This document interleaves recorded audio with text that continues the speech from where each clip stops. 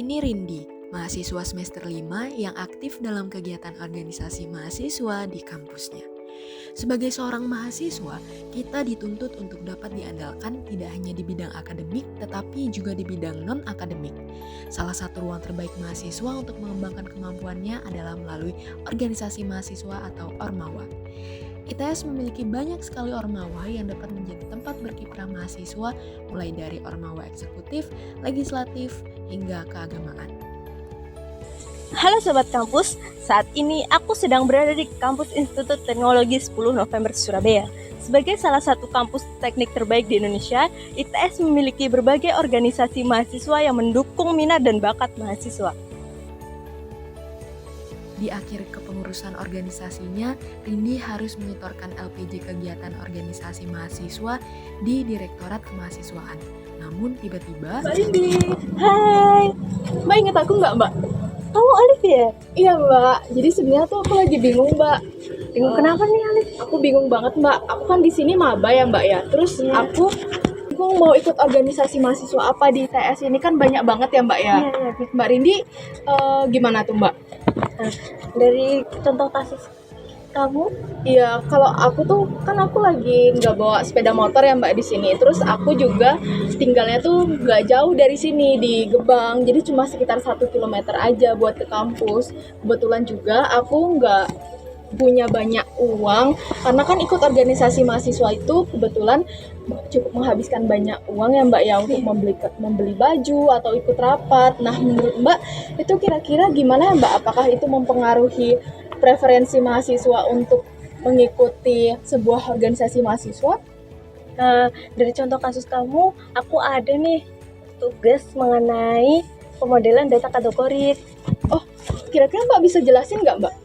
Oh, ini Aku kasih tahu nih cara menghitung preferensi mahasiswa dalam memilih organisasi mahasiswa di ITS. Wah, gimana tuh Mbak Rindi? Keputusan mahasiswa untuk bergabung dalam organisasi mahasiswa merupakan salah satu bentuk partisipasi aktif yang berpengaruh pada perkembangan diri dan pengalaman non-akademik mereka selama masa perkuliahan.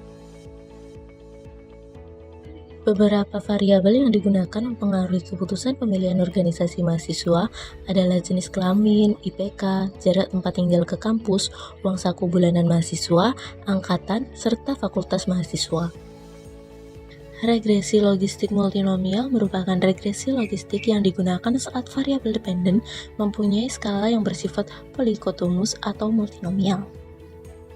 Sumber data yang digunakan dalam penelitian ini merupakan data primer yang diperoleh menggunakan kuesioner dengan objek penelitiannya yaitu adalah mahasiswa ITS angkatan 2022 sampai 2024, yaitu sebanyak 83 data. Setelah itu datanya diapakan Mbak? Nah, sekarang kita masuk nih ke penjelasan intinya. Untuk langkah analisis sendiri yaitu yang pertama mendeskripsikan karakteristik data, yang kedua melakukan uji independensi, yang ketiga melakukan analisis regresi logistik multinomial yang terdiri dari pengujian serentak, pengujian parsial, model regresi logistik multinomial, uji kesesuaian model, menghitung odds ratio, dan yang terakhir ketepatan klasifikasi. Dan keempat mengintegrasikan hasil analisis, dan yang terakhir yaitu menarik kesimpulan dan saran. Nah, kita bisa mencari tahu karakteristiknya nih menggunakan box plot dan tabel kontingensi. Pada IPK, mahasiswa rata-rata tertinggi ada pada mahasiswa yang memilih tidak ada organisasi. Pada jarak tempat tinggal, rata-rata paling tinggi ada pada mahasiswa yang memilih organisasi himpunan. Pada variabel jenis kelamin, jumlah paling tinggi adalah mahasiswa perempuan yang memilih organisasi UKM. Pada variabel kepemilikan kendaraan, jumlah paling tinggi adalah mahasiswa yang memiliki kendaraan dan memilih organisasi UKM. Pada variabel uang saku bulanan, jumlah paling tinggi adalah mahasiswa dengan uang saku bulanan sebesar 1.500.000 hingga 2.750.000 yang memilih organisasi UKM. Pada variabel angkatan, jumlah paling tinggi adalah mahasiswa angkatan 2024 yang memilih organisasi UKM. Pada variabel fakultas, jumlah paling tinggi adalah mahasiswa fakultas vokasi yang memilih organisasi UKM. Setelah tahu karakteristiknya, kita lanjut ke langkah berikutnya, yaitu pengujian asumsi independensi yang berguna untuk mengetahui variabel yang kita gunakan memiliki hubungan atau tidak. Pengujian asumsi independensi dengan hipotesis H0 tidak terdapat hubungan antara variabel dengan pilihan organisasi. Dengan H1 terdapat hubungan antara variabel dengan pilihan organisasi. Dengan telak signifikan 5%, daerah penolakan telak H0 jika chi-square hitung lebih besar dari chi-square tabel atau p-value kurang dari 0,05. Dan didapatkan statistik uji sebagai berikut. Dan kesimpulan, tidak terdapat hubungan antara jenis kelamin, IPK, jarak tempat tinggal ke kampus, kepemilikan kendaraan, uang saku per bulan, angkatan, dan fakultas dengan organisasi. Kita asumsikan dependen dulu ya. Barangkali variabel independen yang signifikan secara parsial maupun serentak yang berpengaruh.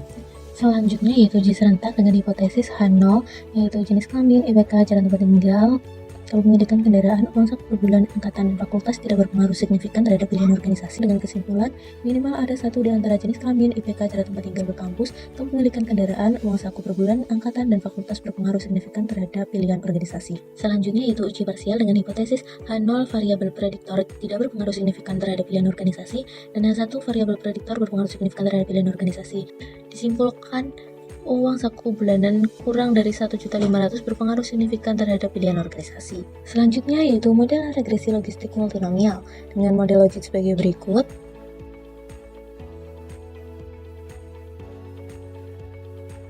Selanjutnya yaitu model Probit untuk studi kasus, yaitu Olivia adalah mahasiswa Departemen Statistika Bisnis Fakultas Vokasi Angkatan 2024. Ia ingin mengikuti sebuah organisasi, namun ia bingung menentukannya. Ia tidak memiliki sepeda motor karena jarak rumahnya ke kampus hanya 1 km. Uang bulanannya hanya 1 juta per bulan, sehingga ia harus menghemat. Berapa ya peluang dan preferensi Olivia mengikuti Ormawa di ITS? Dan didapatkan Probit sebagai berikut.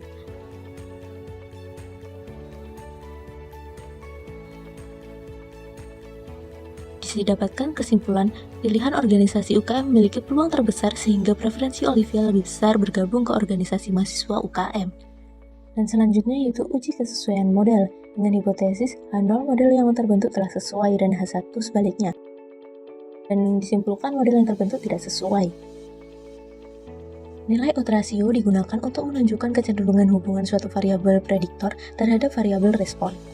Selanjutnya yaitu menghitung odds ratio. Pada kategori preferensi memilih tidak ada organisasi mahasiswa, seseorang yang memiliki IPK X+1 cenderung tidak mengikuti organisasi mahasiswa daripada UKM 0,87 kali dibandingkan IPK. Selanjutnya yaitu ketepatan klasifikasi. Didapatkan bahwa nilai ketepatan klasifikasinya adalah sebesar 51,8%, yang lebih besar dari 50%, maka model dapat dikatakan cukup baik untuk memprediksi pilihan organisasi. Didapatkan kesimpulan sebagai berikut.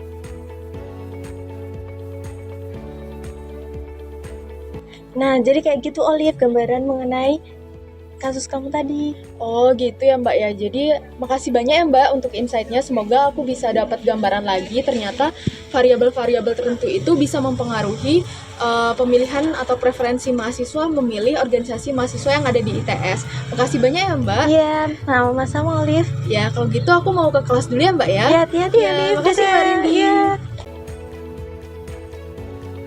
Berkat insight baru mengenai pemodelan data kategorik dari Mbak Rindi, Olivia pun sekarang mengetahui preferensi dirinya akan mengikuti organisasi apa.